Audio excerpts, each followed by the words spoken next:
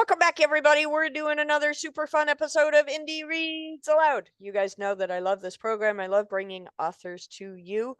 Today, we're going to be meeting Beth Gelman and her wacky world of writing. I met Beth last year, and she is one of the most exuberantly outrageous people. She's so much fun to talk to, and her writing is super fun. And welcome to the program. I'm so glad you got to come and join us today. Hello, how are you, Diane? How you doing? I'm fantastic. I'm so glad you're here. We're gonna have a good for time. having me. I thought I was first struck by your covers when I first met you at the library. Oh. And I saw your covers from across the room and I thought, you know, I have to walk over there and introduce myself because this looks like a fun author. And it turned out I was right. You are a fun author. Thank you. Appreciate it. Appreciate you. So for those of you who don't know Beth, we're going to get into a quick introduction in just a second. But before we go any further, I want to make sure that those of you out there in listener land understand that there is a listener advisory for today's episode. There will be included in this episode mature situations, language, 18 plus open door relations, ADHD, and anxiety triggers. So if you have little people in the audience, or if you have people who you feel might be triggered by those topics, please preview this episode before you share it with those little ears or sensitive people, because we don't want anybody to get upset with our program. Nope. But we want to give you the opportunity to make that choice for yourself. So if you have any questions, go into the show notes just to find out before you start listening. So just to get that housekeeping thing out of the way. So Beth Gelman is sassy and sensational. I know this because I've met her. I've spent whole days with her. She is sassy and sensational. She's also a professional pianist and vocalist, as well as a teacher and office manager. She is also, rumor has it, an amazing party planner. 35 years. Yeah, I've seen you in action. I have no doubt. She is authentic, resilient, loyal, and spiritual, and she's not afraid to learn, fail, speak her mind. Well, that one's true. And try new things. Life is short, get her done is Beth's motto. She loves writing romances, especially romances about women who speak up, but more than anything, she loves her husband, twin boys, and her faithful dog, Nora. The Perfect Series are her first set of books. And you told me in the green room you have 6 now? Yes. There's the Perfect Series. Look at that. Oh my gosh. Yeah, those are such striking covers. I just love those. Thank you. They're fun. And today you're going to be reading from Always Falling Behind. Yes. Could you hold that up just a little bit, like to your nose? Yeah, because we couldn't see the bottom of it. So there it is. Tell us a little bit about this story. Just give us a little. Sure. So I came up with the idea to do this book because my children both have ADHD. Their friends have ADHD. And of course, their parents have ADHD. And I found it very prevalent out there. But I wanted my readers to know that it's not a noose or a shackle on their life, that it's really kind of a superpower if they can learn to hone it a bit. Oh, so I agree 100%. I have seen ADHD in action, and it's phenomenal when used for good. Not evil. Yes. And so I call this series, it's the first of 3, called A Dazed and Confused Steamy Romance, because each of my heroes and heroines are going to have some sort of neurodivergent issue. And in this particular book, Abigail is a 24-year-old girl who has diagnosed ADHD in high school, but her aunt, who raised her dutifully under obligation, didn't really want to have kids, did not get her the medical treatment that she needed. So she is unmedicated. but she's wicked smart, great street smarts. And she gets a call out of the blue from a lawyer who tells her that she's the sole survivor of an inheritance established way back in 1832. Oh, that's fun. Yeah. And let me tell you, this book, I'm getting goosebumps. It has taken so many twists and turns. It has a little bit of mystery. Of course, it's got a lot of steam, but the characters, they pop out at me. They like right down through me. And I just sit here, write their stories. And when I leave, they call to me. They're like, come back. We have more to tell you. We have more. Yeah. Like, We have more. that dictation session isn't over. You'll be back tomorrow. Oh, yeah. exactly. Keep it going. I have a friend who writes mysteries, and he says it's you just watch things happen and you write up the incident report, and that's essentially that's a great way to put it. I love it. That's great. That's great. So I'm super excited. Although we have met some time ago, and yes. I've learned a lot about you and your books at each event that we got to share some time. I have not yet had a chance to read you because, Eiffel Tower of TBR. No doubt. I am super excited because, as everyone knows, and I keep saying it over and over again because it's the only truism I have in my life right now, I am a recovering 6-year-old, and I like it when people read out loud to me. True that. Bing. Turn the page. Yes. So please, Beth Gelman, when you are ready, take the microphone and read aloud. Thank you so very much. So we'll start with chapter 1, as we should, called A Quest. And Abigail speaks first. My dilapidated, once red Toyota Corolla shuddered under the weight of all the belongings I had stuffed into its every available space. Audible sounds creaked from the suspension while I threw myself on the trunk lid, securing it shut for a journey I couldn't have imagined I'd be taking. First, a call from a lawyer who claims I'm the sole living person in a family line dating back to 1832. Then, having to notify my less than stellar bosses actually, that I have to leave immediately to claim an inheritance from someone that could never have been responsible enough to accept it. My name is Abigail Farnsworth-Burton, but my AFB initials spell out my actual life, always falling behind. I looked at my apartment building one last time, vacillating from what was great about this opportunity to obstacles known and unknown. I opened the driver's door, and when my tush hit the torn black leather seat, I slammed the door, desperately trying to keep my shit together. In truth, my mood matched the weather perfectly. Gloomy. The impossible task ahead of me was well beyond my capacity. With no one in the world to guide me, I put my car in drive and headed out of the rundown apartment building lot and prayed to God that taking this risk would be better than the pathetic life I was currently living. Once a Detroiter, I moved to Chicago. The address the lawyer provided was several states away from where I had been living.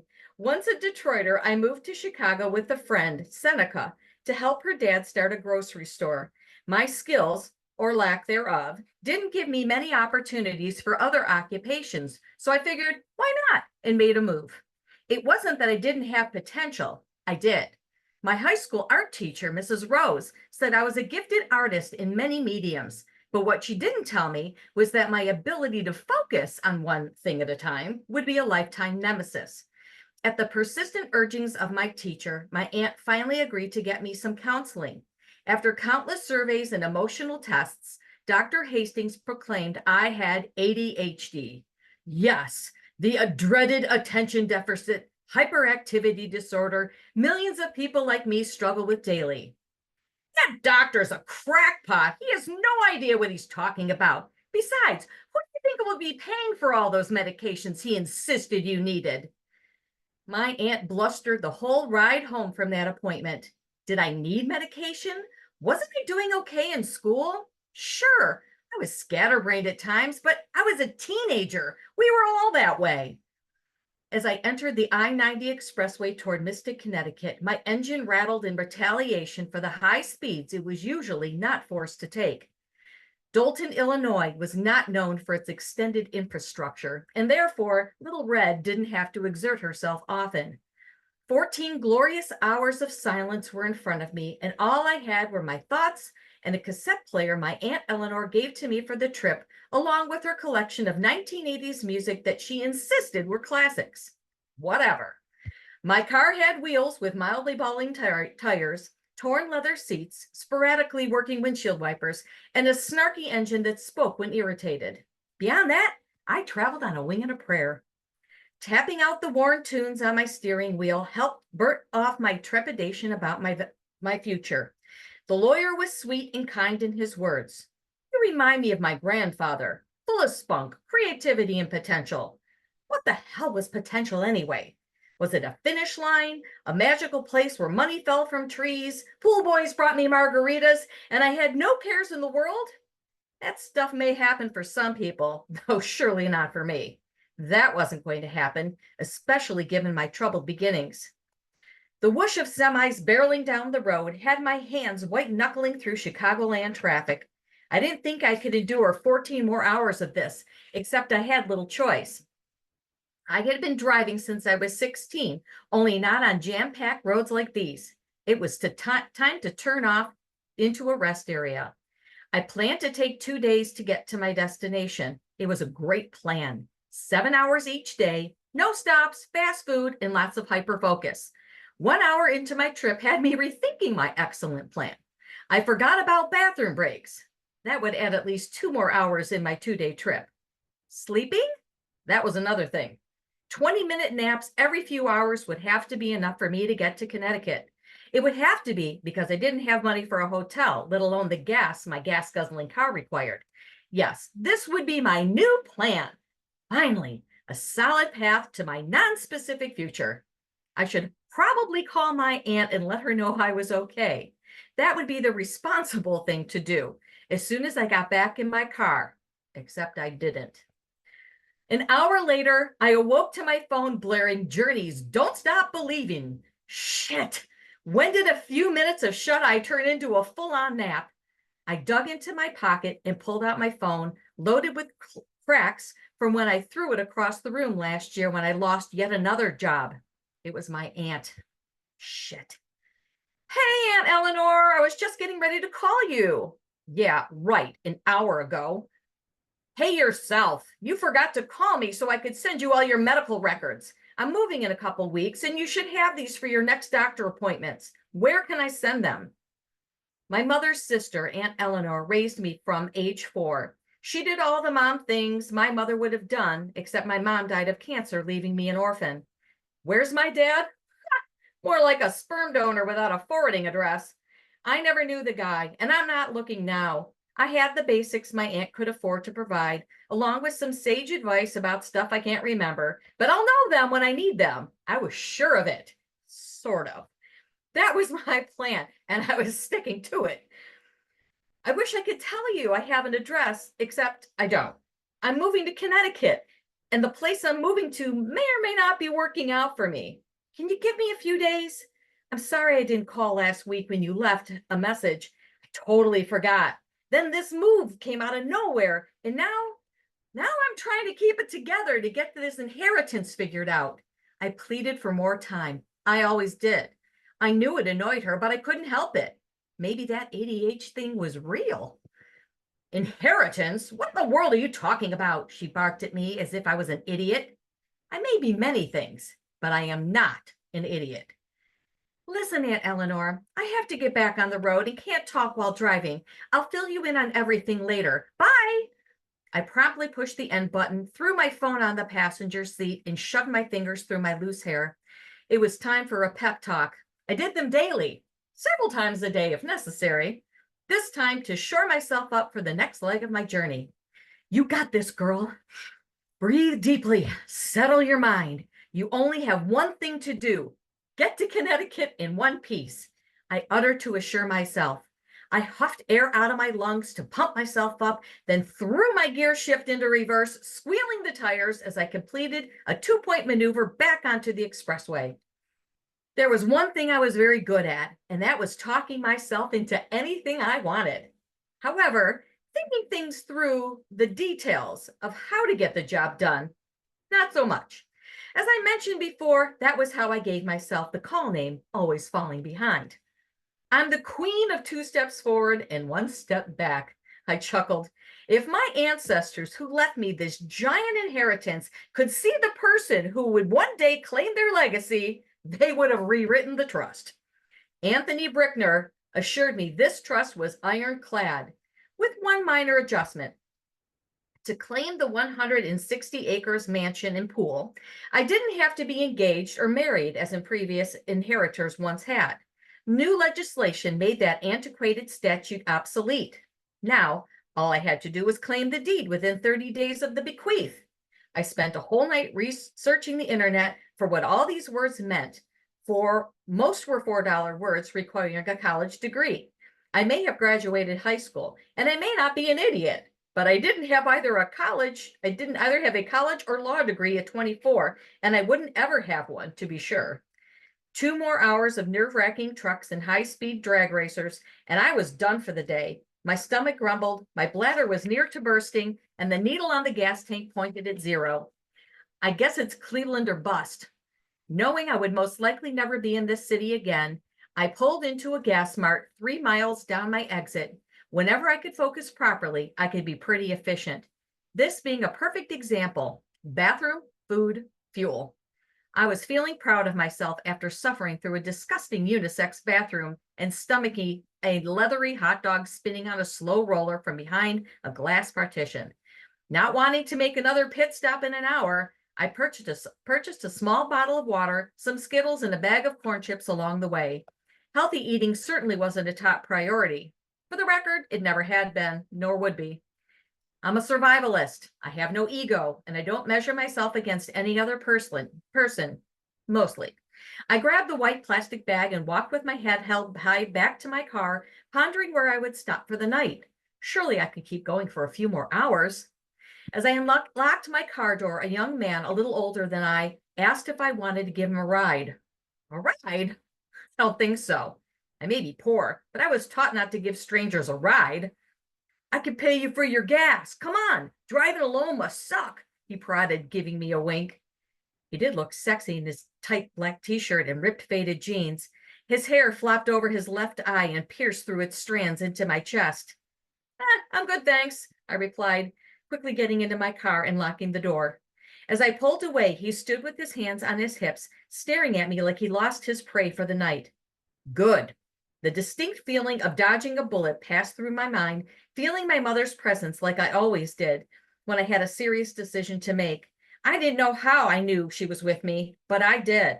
That protection had never steered me wrong, and her protection was definitely concrete tonight. Thank God. All right, I think I have, okay, yes. Chapter 2, Meeting Elias. Abigail speaks. I jerked awake, disoriented, and felt like I slept in my car. Newsflash, I did. My eyes were lightly crusted over and my messy hair nested around my puffy face. My rearview mirror wasn't kind to me this morning, and no amount of finger combing would fix this look. The sun began its ascent, and I reached behind me to dig out my purse when I noticed a young kid staring at me through my windshield. I collected a clean shirt, deodorant, purse, and phone charger, and exited the vehicle carefully to use the hotel bathroom. My luck, I trip over my feet and create another embarrassing moment for all to enjoy. As I stepped into the curb, I looked at the boy and said, "Stay in school, kid, or this could be your life." His mother grabbed him by the collar and gave me a pained look like I was some creeper. Truth be told, I creep myself out most mornings. I needed a new life, a new look, and a guardian angel to help turn my ship around. A polite society would have been disgusted by the sink shower I completed before anyone could walk in on me. Thank goodness the braid I locked into place suggested I was a sweet girl. However, the bright lipstick I applied said otherwise. My dark raven hair and fair skin implied one of 2 things. With makeup, a vampire. Without makeup, a starving orphan. I went with option C today and added some demure eye color, no liner or mascara, and some tinted moisturizer, minimizing my opaque skin to appear alive. In any case, In case anyone cared to reach me, I turned on my phone back on, continued to charge it for a few more minutes, and opened the email from Mr. Brickner, the attorney, confirming the address to my new abode. I reset my navigation and calculated I was approximately 6 hours from my final destination. Sadly, there weren't any messages, texts, or shared memes. Even junk mail missed my box. With any luck, I'd arrive mid-afternoon and be able to sleep in my new bed shortly after that. Wish me luck. As I traveled through the highways and byways of our great nation, I saluted each bridge emblazoned with the general's name and slowed down to enjoy the hills and plains springing to life. Small purple and yellow flowers pushed their way to the sun, reminding me that we get a chance to start a new cycle of life every year. This spring was going to be my best cycle of life yet. I wish I had someone to share it with. 2 hours into my inspirational morning, my engine light went on. The last time that happened, my gas cap wasn't on right, so I pulled off on the side of the road to double check if I put it on correctly when I filled it up this morning. Careful of traffic coming up behind me, I slid out the car and inspected the cap, noting everything was in order. I calculated the chances of how far I could push my limits and get to Mystic without the engine exploding, then I hatched a new plan. First, I drive 55 miles an hour not to tax the engine too much. I'd top off my windshield wiper solution. I vowed not to use the heater or air conditioning. Perfect. I could do this. I looked carefully, pulled back into traffic at the slower pace my plan called for, and added my hazard lights to my plan just in case. A moan cried out from under my seat like a ghost ready to re-enter this plane. Then a crunching sound erupted under the hood. Jesus Christ, what the hell was happening? An exit appeared, and I didn't think twice about taking it. I threw the gear shift into neutral and coasted up the exit ramp. More groans and a popping sound emanated under the hood, then smoke. Oh shit, smoke! Swiveling my head, I looked for a gas station. I prayed for my mother's intervention and aimed Little Red into the driveway of Elias's fixer-upper. What the hell kind of name was that? Smoke plumed from under the hood as I pushed in the clutch, threw the gear shift into neutral, and cut the engine. Like a cheetah on the prowl, I leapt out of the car and ran into the building for help. Help! Help! My car's going to explode! Elias. A wild creature barged into my garage, screaming at the top of her lungs, and my first instinct was to yell at her to calm down. After eyeing her appearance and the desperation on her hysterical face, I thought better of chastising her and looked where she pointed. She was correct. Her car looked like Vesuvius, ready to blow. I grabbed the fire extinguisher off the wall and marched over to her vehicle as she ran behind me, wailing about Little Red. What the fuck was Little Red? I hosed the smoke, pulled out my work gloves from my jumpsuit, and unlatched the hood. The sickening smell of oil cooking on the engine led me to believe this girl got lucky. 3 more minutes running and it would have caught on fire. Hosing the whole compartment down, it gave me a minute to look off in my periphery to this young woman folded over at the waist and bawling into her hands. Once I was sure the car was no longer alive, I put down the extinguisher and walked back over to explain what options she had regarding the disposal of her vehicle. Miss? I tempered my big voice so as not to frighten her. Are you going to be all right? She sniffed several times, then removed her hands from her face, and my jaw dropped. I didn't notice it when she first ran into my shop, but she was a dream. Well, not a dream like a blonde bombshell. No, she was actually in a dream I had last week. I dreamt of a fair, long-haired girl with dark hair and a small frame. She was in distress, and I was supposed to save her. That can't be right. I'd never had a premonition in my life. Why now? I couldn't see her face exactly in my dream, yet everything else about her was the same. I pulled myself together and reminded myself that she needed to know her options, so I began rather mechanically delivering the news. I'm sorry to inform you that your ride is dead. Very eloquent. Nice job, dummy. Sorry, I meant to say that you need a casket for this heap. Stop! Just stop! Okay, what I'm trying to say is, her eyebrows narrowed. I get it. My car is long gone and not a fucking thing can make it work again. Thank you for your assistance, but now I have to think. She stormed away to sit under one of the maple trees lining my parking lot. Her hands returned to her face and she started hitting her head. Nope, that's not happening on my watch. I looked over at the other technician who came out of the garage while this girl went apeshit. I jutted my chin toward the girl and quickly walked back over to see what I could do for her. Hey, listen, before I knelt before her, trying to get her attention. Please stop hitting yourself. It's not your fault. Are we at time? We're at time. One last bit. She wouldn't stop, and I began to get angry. Why would she do that to herself? Stop! I grabbed both her wrists and pulled them down to her knees. She was surprisingly strong for such a small person. This isn't your fault. Your car is old, and I've got you. Nice. Okay, that was really fun. Thanks. You're really good at writing realism, and you don't hold back with describing people as they are inside their own heads, and I love that.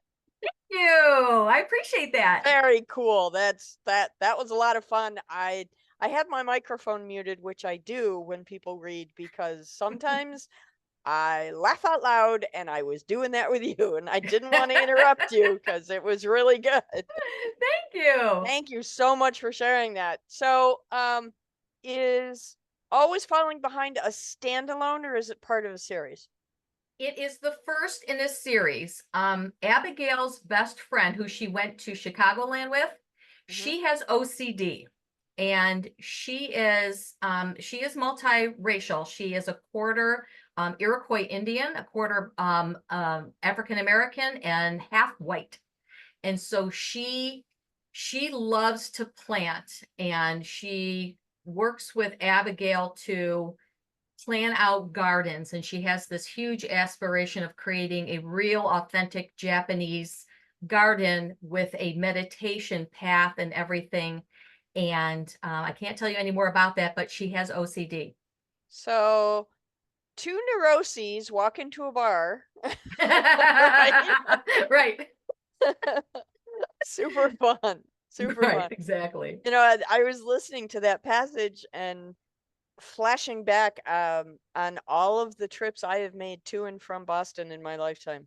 I used to live out there, and yes, road trips like that, that whole passage is very reminiscent of every road trip I've ever had. Well, here's a fun fact for you. Fun fact by Beth. So I went, the home that Abigail will inherit, I stayed in. Nice. It's the Inn of 1833 in Mystic, Connecticut. And I was at Romanticon in Trumbull, Connecticut. And then my husband and I stayed and kind of traveled along the coast. And I always wanted to go to Mystic, like Mystic Pizza. That was a big thing. And we stayed at this inn, and it was a historic site. And the innkeeper happened to be the great-great-grandson of the original owner.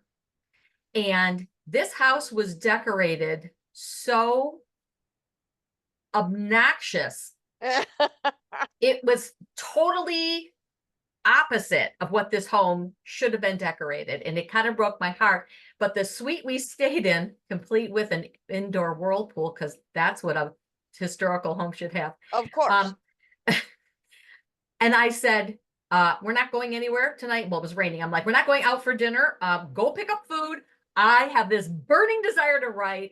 And I wrote down the whole supposition and a quick summary of what happened and how she got there and whatever.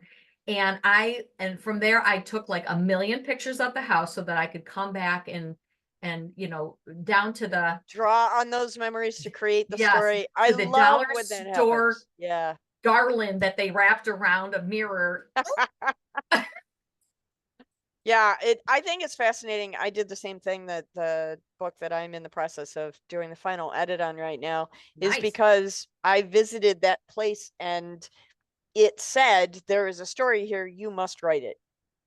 And once that happens, you can't escape it. You are compelled, and there's this interior illness that takes over that says, now I have to write. Now I can't. Yeah, exactly. I've always wondered, why do authors feel like they have to go to the ocean, or they have to go to Italy or wherever? And I have a cousin who used to write for the New York Times Vows section, and Devin Cipher, and he's written a couple books. He was in Italy preparing to like really get into his book, and then a whole bunch of stuff happened, and he ended up having to leave early. But even when you're there, if you're not focused, Yeah. or it doesn't draw you, it's just a trip. Yeah. It's Yeah. not inspiration so much. and Maya Angelou used to just say, go get a hotel room in the city you live in. Yeah, Just that small little shift of exactly. place can just percolate all kinds of really fun ideas, and it's clear that Absolutely. that trip definitely worked for you. Absolutely. I am super excited to read this. Thank you so You bet. much for sharing it with me. Go Hey, get it. yeah, I'm on always Amazon, following. and I'm slowly getting my books up onto Barnes and Noble, and hopefully we'll be going wider from there. But you can always go to my website and order off of there at Yep, and bethgelman.com. all that information is on the show notes. So if anybody's interested, it's all in the show notes. Go check it out. And Beth has 5 other books, so she promised me she'd come back and read to me again. So Absolutely. watch for those episodes coming to a radio near you. Thank you so much, Beth. I really enjoyed You're this. so welcome. This was made me great. giggle today. It was fun. Terrific. Thanks, Diana. I really appreciate you having me. Thank you.